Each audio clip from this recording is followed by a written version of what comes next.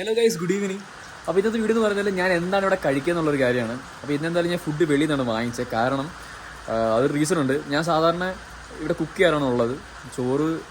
ചോറ് ചിക്കൻ കറി, പിന്നെ മോര്, പൊട്ടറ്റോ ഫ്രൈ ഒക്കെ വെച്ചിട്ടുണ്ട്. പക്ഷേ ഇപ്പോൾ ഇന്നലെ ഞാൻ ചോറ് വെച്ച് എൻ്റെ വെള്ളം കുറച്ച് കുറഞ്ഞു പോയി. കുക്കറിനെ സേഫ്റ്റി വാല് എന്തോ ഭാഗ്യത്തിന് പൊട്ടിത്തെറിച്ചില്ല എൻ്റെ ഭാഗ്യത്തിന്. ഞാൻ കീഴി ഇവിടെ നിൽപ്പുണ്ടായിരുന്നു. പിന്നെ അപ്പോൾ എനിക്ക് കുക്ക് ചെയ്യാൻ പറ്റത്തില്ല, ചോറ് വെക്കാൻ പറ്റത്തില്ല. അപ്പോൾ അതുകൊണ്ട് ഞാനൊന്ന് നമ്മുടെ തൊട്ടപ്പുറത്തെ വീട്ടിലൊരു ചേട്ടനും ചേച്ചിയുണ്ട്. അവരെന്ന് പറഞ്ഞാൽ ഇങ്ങനെ ജസ്റ്റ് പാർട്ട് ടൈം ജോബായിട്ട് അവർ നല്ലപോലെ കുക്ക് ചെയ്യുന്ന ആൾക്കാരാണ്. അപ്പോൾ അതുകൊണ്ട് കുക്ക് ചെയ്യുന്ന നമുക്ക് എല്ലാവർക്കും ഇവിടെ എല്ലാ ആൾക്കാരുണ്ട്, ഈ വീട്ടിലെല്ലാം അപ്പുറം ഇപ്പുറമുള്ള ആൾക്കാരുണ്ട്. അവർക്കെല്ലാം ഇവർ ഫുഡ് കൊടുക്കുന്നുണ്ട്. അപ്പോൾ എനിക്ക് അവർ തന്നേക്കെന്ന് പറഞ്ഞാൽ ഇതുണ്ടോ, ചോറ്, ചിക്കൻ ഫ്രൈ, സാമ്പാർ, ഇത് മൂന്നുമാണ്. പിന്നെ ഈ തൈര് എൻ്റെതാണ്.